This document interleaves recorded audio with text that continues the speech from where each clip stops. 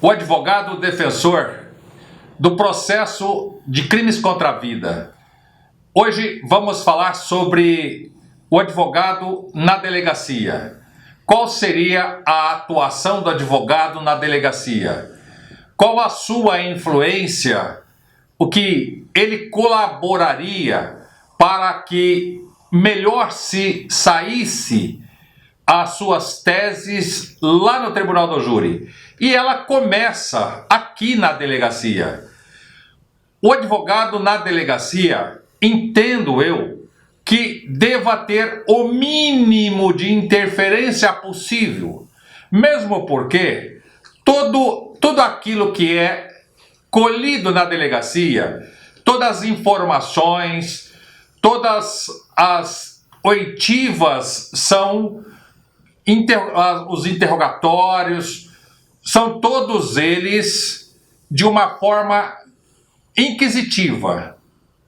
Então, o advogado não tem acesso, ou seja, a legislação não os permite fazer o contraditório. Então, é inquisitivo. Se é inquisitivo, e como inquisitivo, também não tem a legalidade de conclusão. Ou seja, o inquérito policial, ele apenas e somente busca elementos para prover elementos para fazer a ação penal. Ou seja, busca subsídios nos crimes de todas as circunstâncias para fornecer elemento para que o Ministério Público faça a denúncia. E, fazendo a denúncia, inicia-se a ação penal. O advogado lá na delegacia, ao nosso ver, não tem que interferir no trabalho da polícia, apenas o acompanha. No acompanhamento, se ele não deseja fazer interferência, também não tem a obrigação de assinar os procedimentos, de assinar os termos declaratórios, de assinar e receber as certidões, receber declarações, receber a nota de culpa e muito menos ter interferência nas declarações. O que nós temos que observar e que naquele momento está muito próximo do fato.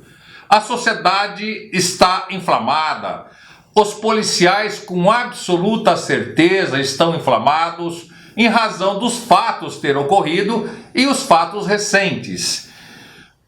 Uma vez em que houve um crime contra a vida, tomado ciência de que existe este crime, a autoridade policial, pelo artigo 6 do CPP, a autoridade policial seria obrigada a ir até o local do crime.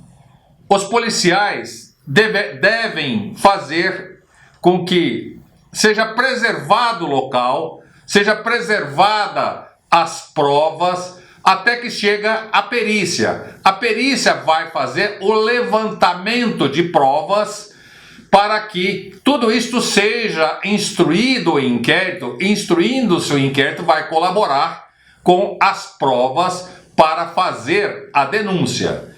Ou seja, por que e para que o advogado vai interferir? Deixa fluir naturalmente, deixa com que, se fizerem alguma coisa errada, se a polícia fizer errado, este errado vai aparecer posteriormente. Aí sim, deva ter o advogado a competência para descobrir o que está errado, o que não foi corretamente produzido ou foi corretamente realizado, e este não correto vai aparecer. E se lá na frente o titular da ação penal, que seria o Ministério Público, utilizar destas falhas em seu benefício, é aí que o defensor vai atuar.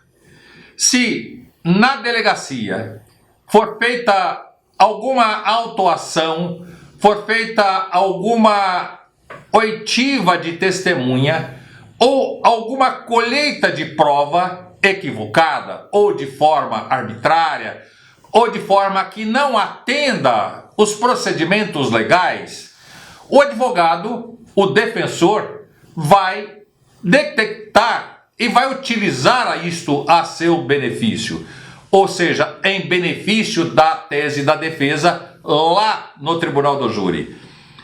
E também, quando o acusado for prestar depoimento, ou seja, antes que ele preste depoimento, você, advogado, chega à delegacia, o acusado já foi autuado em flagrante, já chegou antes de você. Aí você chega na delegacia para ter acesso ao acusado. Com absoluta certeza, você, em que pese a lei diga que você tenha livre acesso ao acusado, você vai ter barreiras, você vai ter os impedimentos.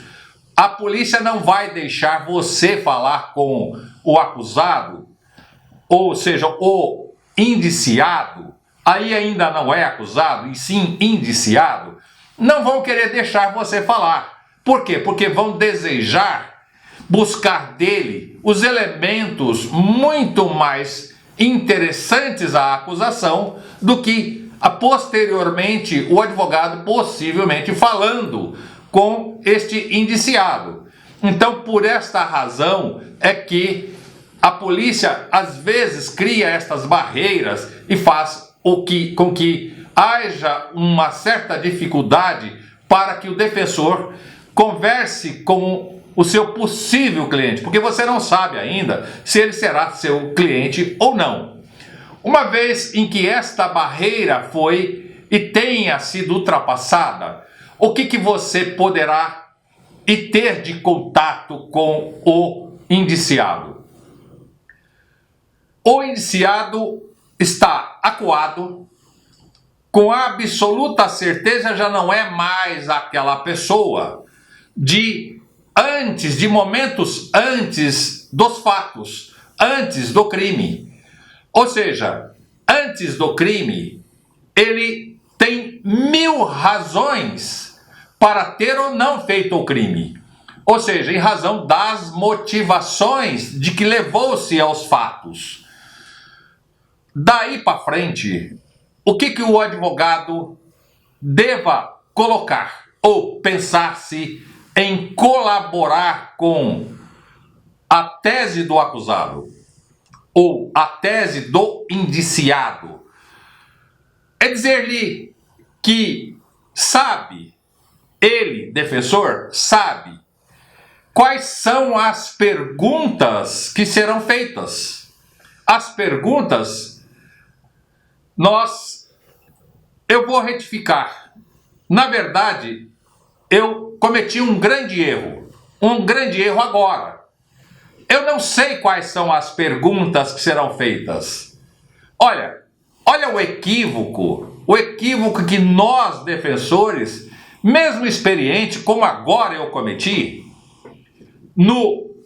naquele momento de nervosismo, naquele momento em que você está sob pressão, o defensor está sob pressão, o indiciado está sob pressão, nós cometemos alguns erros. Ou, principalmente este erro que eu acabei de cometer agora. Era para mim dizer a você que nós temos conhecimento de quais são as respostas a ser dadas à autoridade para iniciar o inquérito policial. Mas nós não sabemos quais são as perguntas. É aquele equívoco que eu disse agora há pouco. Eu disse que nós saberíamos qual seria as perguntas a serem feitas. Não. Ao contrário. Nós sabemos sim quais são as respostas que o acusado deva dar se ele eventualmente desejar utilizar da palavra e dizer alguma coisa sobre ele, o fato e o que aconteceu, a atuação dele no fato. Se ele desejar assim falar, então nós podemos dizer e afirmar a ele que nós sabemos quais são as respostas que ele deva dar, mas não sabemos quais serão a gama de perguntas que a ele será feita. Porque as perguntas que a ele será feita serão todas aquelas perguntas que farão com que levaria todo o sentido condenatório no sentido de comprovar todas as provas incriminadoras, todas as provas que faria com que ele fosse lá no tribunal do júri condenado. Então, qual seria as respostas que nós saberíamos que ele teria que dar? Tomar cuidado com as respostas e as respostas não levá-lo à confissão de culpabilidade. Observar que, se ele for possível nos fatos estar em reação e não em ação. Então são coisas simples, muito simples, e o que é, às vezes também, fato que não se consegue, porque normalmente os policiais desejam ficar ao lado, não quer sair. Por mais que você tenha o direito de falar com o seu cliente, com o indiciado, falar reservadamente, às vezes não consegue. Mas eu também tenho esta posição, esta postura de não pedir para que o policial dali saia, porque você não vai orientar a ele absolutamente nada, a não ser circunstâncias muito simples, ou seja, ação e reação. Quem teria iniciado a ação? Mas também temos que observar que há fatos e fatos. Se for um homicídio em que o acusado teria matado uma criancinha, como seria a postura do defensor aí de ação e reação? Percebam, não é tão fácil assim ser advogado naquela fase policial, porque esta fase policial é a base do sucesso ou do insucesso lá no tribunal do júri. Não vai pensar você que você brigar com o delegado, tentar impedir que o delegado faça todas as diligências e tentar falar para o delegado não fazer as perguntas ou que ele não deveria fazer aquele tipo de procedimento. Não. Aí você está criando um outro problema. Você está alertando a autoridade que assim ele deva fazer. Então o advogado tem que tomar muito cuidados para que não interfira e que lá na frente este ato que você praticou aqui atrás, ou seja, de início nesta fase policial, na fase de inquérito policial, vá refletir e ser utilizada pelo Ministério Público contra a defesa lá no tribunal do júri. Então você tem que tomar muito cuidado com o que você faz aqui. O que você está fazendo aqui nesta fase é primordial para que você tenha ou não sucesso lá no tribunal do júri, na sustentação da defesa lá no tribunal do júri. O acusado tem o direito de falar, de ficar em silêncio, o direito constitucional de ficar em silêncio, e é um direito deste acusado de ficar em silêncio ou de reservar o direito de falar só em juízo.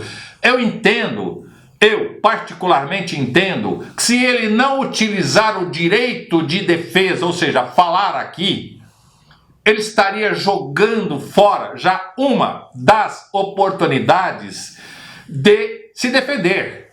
Então, já seria uma das oportunidades que estaria jogando fora.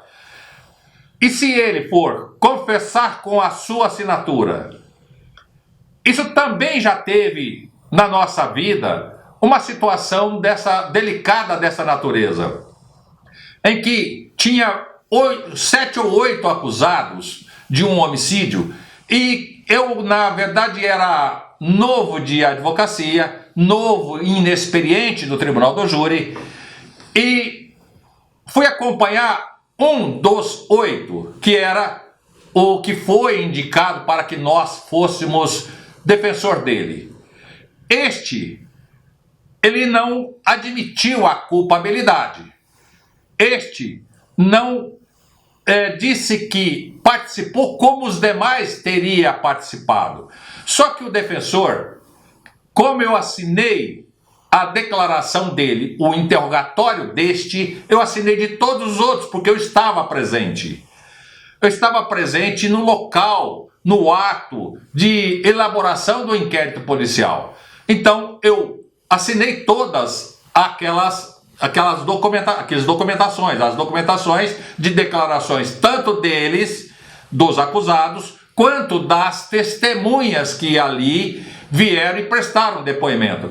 Ou seja, eu não poderia dizer lá no tribunal do júri que eu não tinha assinado, ou que eu teria assinado posteriormente. Não, isso não é verdade. Ou seja, eu tinha que dizer que eu assinei, como eu realmente assinei.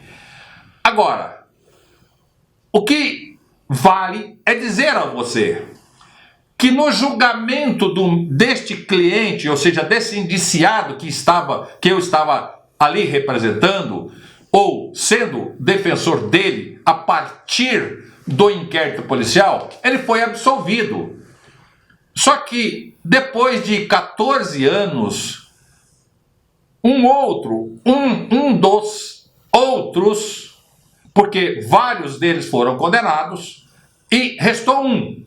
Depois de 14 anos, este que eu não mais lembrava quem era, que teria confessado o fato, e com a minha assinatura, olha o que aconteceu.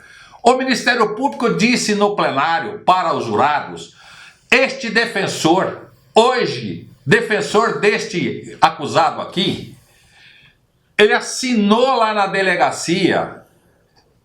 O acusado, quando prestou o seu interrogatório, confessou, e o advogado assinou. E hoje aqui, o acusado negou a autoria dos fatos. Como fica agora? Ou seja, viu a encruzilhada que como defensor, eu entrei?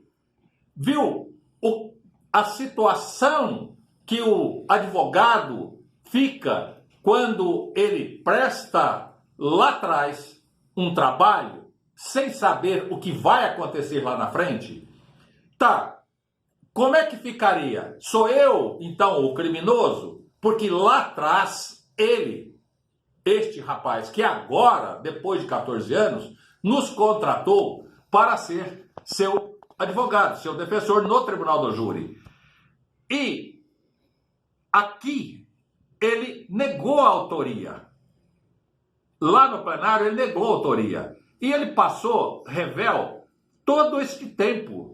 Desde aquela fase até o julgamento, ele não veio prestar depoimento em juízo, mas prestou este depoimento no tribunal do júri, negando a autoria e justificando por que ele estava negando a autoria.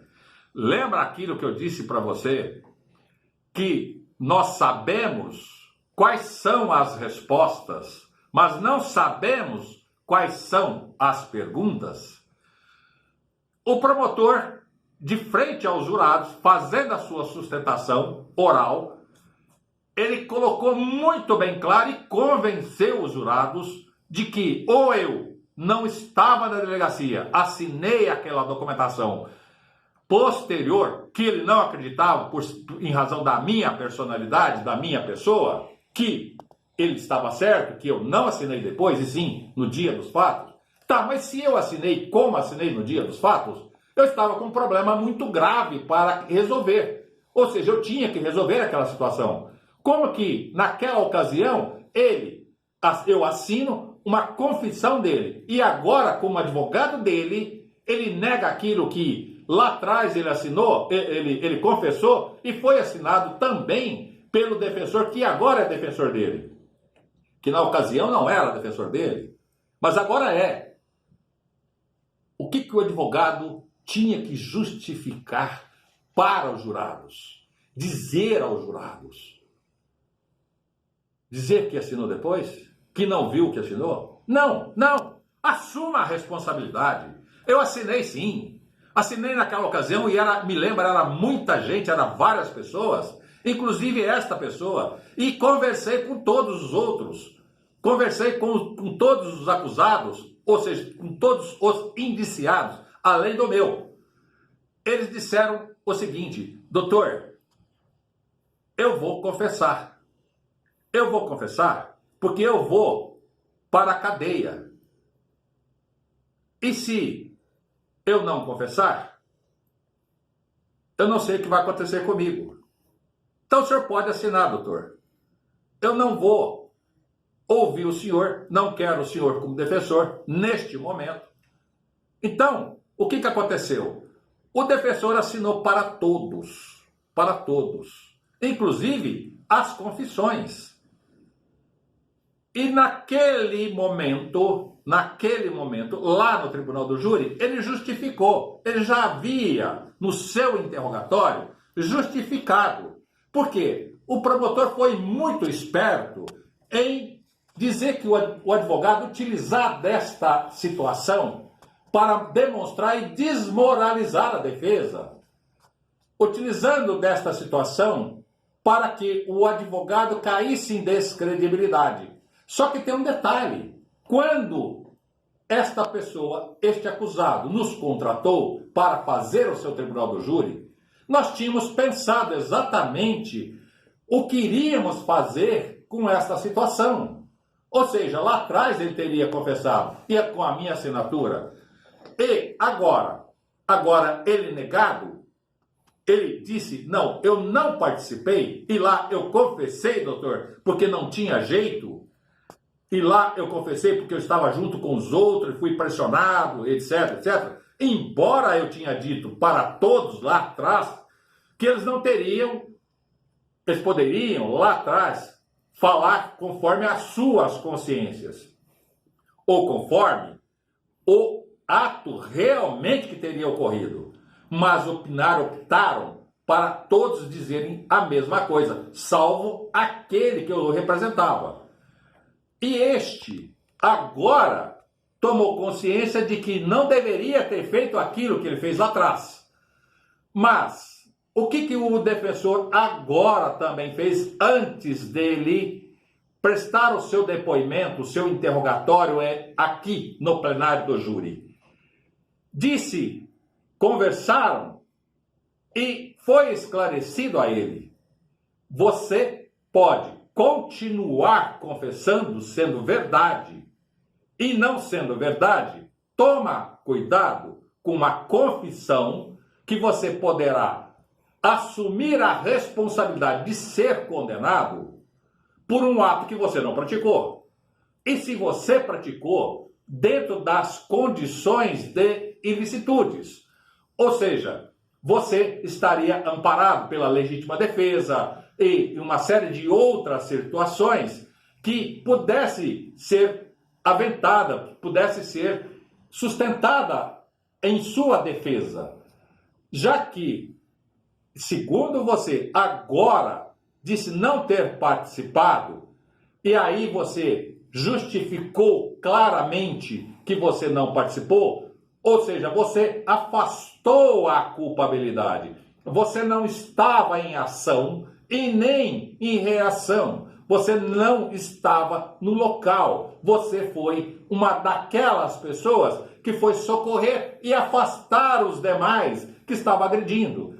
Me lembro bem desta história em razão do que o Ministério Público fez, que o promotor fez, tentando fazer com que uma assinatura do defensor lá atrás na fase policial tivesse grande influência aqui no tribunal do júri. Por isso que eu chamo a atenção de que a responsabilidade do advogado lá atrás, lá no inquérito policial, ela tem grande influência, ela legaliza o ato para a justiça. Esse aqui é o pior. Então, ilegaliza o ato para a justiça, o ato incriminatório. Ou seja, não é favorável à defesa, nunca é favorável à defesa. A assinatura do defensor lá atrás não é favorável à defesa. E outra coisa, você brigar com o delegado, com a autoridade policial, para que ela não faça tal coisa ou deixe de fazer, tentando justificar, o delegado vai certificar isto. E isto também será utilizado contra o defensor lá na fase do tribunal do júri. E um outro detalhe que eu gostaria de dizer a você, na hora em que estiver qualificando o indiciado, você acusado, você indiciado, ao praticar, quando você praticou o fato, quando você praticou o crime, você estava sóbrio ou estava embriagado?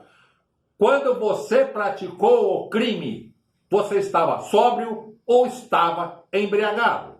Olha as situações diferentes. Quando a acusação é clara, quando você praticou o crime, então a autoridade já está colocando você como autor culpado do ato. Não está dizendo que você teria participado ou foi uma participação indireta. Não. Está sendo direto. Quando você praticou o crime, você estava sóbrio ou estava embriagado? Normalmente, eu estava embriagado ou eu estava sóbrio. Mas não se lembra absolutamente nada do que foi acusado, do ato de estar ali, sendo acusado do ato de prática do fato. Ou seja, você, quando praticou o crime, estava sóbrio ou estava embriagado. E não é só isto. Em razão do crime, deste crime, está aqui, olha, as fotos da vítima, estou te mostrando aqui as fotos da vítima, aquelas situações bárbaras. Você está arrependido do crime que você praticou? Se você estiver arrependido, você confessou o crime. Por quê? Se está arrependido, é porque, com absoluta certeza, você sabe que você fez uma coisa errada. Você se arrependeu de uma coisa e não se arrepende de coisa que você não tenha feito, ou muito menos de que seja certa. Então você tem a consciência de que você praticou uma coisa errada e, praticando uma coisa errada, você se arrependeu. Então, se você disser ao delegado ou ao escrivão, quem está ali fazendo a sua qualificação, se você se arrependeu do crime que você praticou, se você disser, sim, estou arrependido, você, lá no tribunal do júri, com absoluta certeza, já vai estar uma acusação muito clara, pesada, e dizer para os jurados que naquele momento, pós horas, ele foi pego em flagrante e ele estava arrependido do que ele praticou e sabia que ele tinha praticado algo errado. Então ele tinha que ser, e tem ali que ser condenado. Olha qual é o peso destas situações. Tá, mas tem um outro lado. E se ele disser, não, eu não estou arrependido? Ele é indigno, segundo a autoridade, ou Estado, ele é indigno de permanecer em liberdade.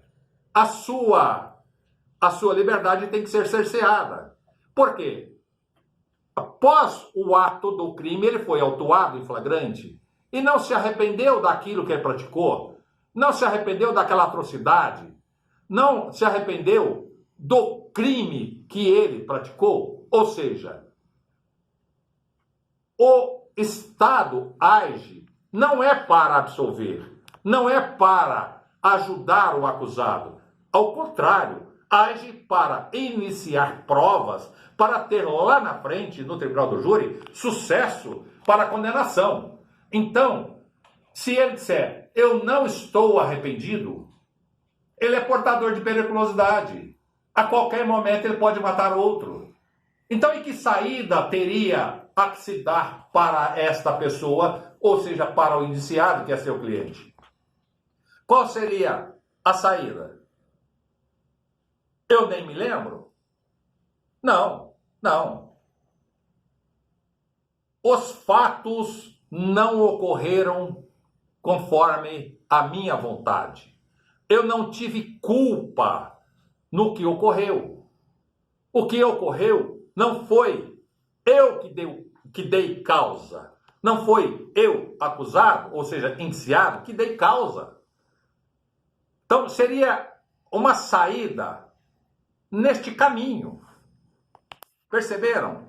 Então, o acusado quebra as pernas da acusação lá no tribunal do júri. E são coisas praticamente imperceptíveis aqui no inquérito policial.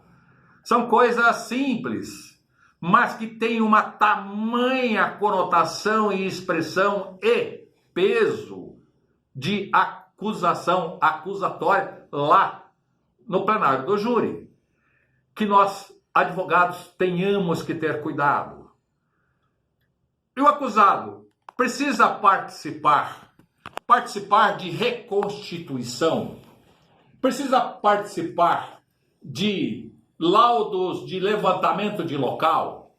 O advogado, o defensor precisa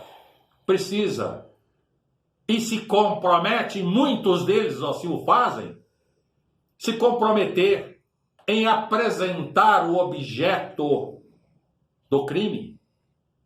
Isso não é competência da defesa. Essa competência é do Estado buscar. Essa competência é do Estado provar que o acusado fez com tal objeto. Se foi com tiro, se foi com arma branca. O defensor, se ele apresentar este objeto, ingenuamente ele apresenta este objeto, sabe o que vai acontecer?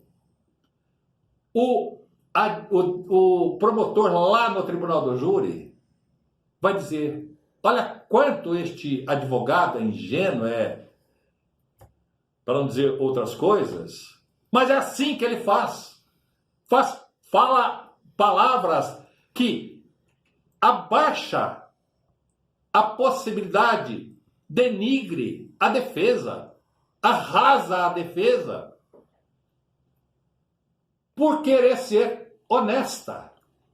A defesa quer ser honesta, quer demonstrar honestidade, mas precisa saber se o Estado também é honesto, ou se o Estado lhe vira as costas para, inclusive, o seu agente, quando é seu agente, que muito prendeu muitos, às vezes cai numa situação de homicídio e é autuado em flagrante, o Estado lhes vira as costas até para os seus agentes. Então, eu peço aos colegas, peço aos nossos queridos alunos, peço aos nossos amigos que participarem deste curso conosco, que atente para este detalhe. Ser honesto com o Estado, a defesa ser honesta com o Estado não é honesto com a defesa. Não é honesto com a defesa. Nós participemos sim de um fato, de um ato, de uma legalidade, aonde a defesa faz a ampla defesa e a plenitude de defesa, mas não tem que colaborar com a justiça por honestidade, porque isto se virá contra o próprio defensor e se virá contra a própria tese de defesa, e com absoluta certeza, se isto acontecer, e acontecer já a partir aqui do inquérito policial, lá no tribunal do júri, se o acusado tiver condições, ou teria possibilidade, condições, e fosse uma pessoa sem antecedentes criminais, uma pessoa que tivesse condições de não ser presa e responder este fato em liberdade, ou até ser absolvido em razão da circunstância, por estes erros, por estas falhas da defesa, do defensor, ele não é absolvido. O Estado, através do Ministério Público, experiente que é, arrebenta com a defesa e faz com que o acusado seja condenado, e condenado por crime qualificado, que muitas vezes não é crime qualificado, pelo contrário, porque se crime qualificado, o acusado teria que estar na ação. Se crime não qualificado, a defesa que estava na ação. Ou seja, quem deu causa teria sido a vítima. Se eu disse agora uma outra coisa errada, a defesa estava na ação. Não é a defesa estar na ação. A vítima que teria dado início aos fatos. A vítima teria dado causa aos fatos. E o acusado pega do início, já iniciado pela vítima, os fatos, o ato, para daí para frente. E a vítima possivelmente desejaria matar o acusado, e quem acaba morrendo seria este o agressor. E pode ter certeza de um detalhe. Tenha certeza de um detalhe. Criminoso, estuprador, uma vez em que eles, todos eles, neste momento, seja por ação ou por defesa da sociedade através do Estado, que são seus representantes policiais, e este marginal morrer, ele passa a ser vítima. Se o estuprador da sua filha, o pai ou a mãe, matar o estuprador da sua filha, ali no ato, você pode ter certeza que o Estado não vai ter complacência, não vai ter benevolência, e vai processar, e vai, sim, condenar. Se o defensor, se o advogado de defesa não tiver a consciência, a inteligência de demonstrar todas estas circunstâncias, que não são circunstâncias unificadas, e sim circunstâncias que caminham paralelas e divorciadas uma da outra. Ou seja, se foi a vítima que deu causa, por erro do defensor, iniciando lá do início do inquérito policial, pode influenciar, sim, lá na sustentação oral, e não ter sucesso, e o acusado acabará sendo condenado pelo tribunal do júri, sendo convencido pelo acusador e não convencido pelo defensor, e acabará sendo condenado por um erro praticado pelo defensor. Então eu gostaria de chamar a atenção, de fazer estas colocações a você. Tenha cuidado, tenha postura, uma postura equilibrada a partir do inquérito policial, para que quando você lá no tribunal do júri, já com todas as eventuais teses, pluralidade de teses de defesa ou tese única de defesa, você tenha suporte legal, suporte de provas colhidas pela própria acusação, e que você utilizará como tese de defesa, e vai fazer com que o seu cliente seja absolvido, ou seja, seja feita a justiça, em que pese toda todo este aparato estatal faça uma ação, faça desde o inquérito policial uma ação para condenar, e você consegue verificar os erros, as falhas processuais, as falhas de vontade, de ímpeto de condenar das pessoas que são representantes do Estado, estas falhas fazem com que o defensor o perceba e, sustentando-as, demonstrando-as para os jurados verificarão que estarão julgando, sim, de acordo com a legalidade, mas especialmente de acordo com um princípio moral. E aí você, fazendo esta sustentação oral, fazendo a sustentação oral das suas teses, ou seja, das teses de defesa, você fará com que o acusado seja absolvido e no processo seja feita a justiça.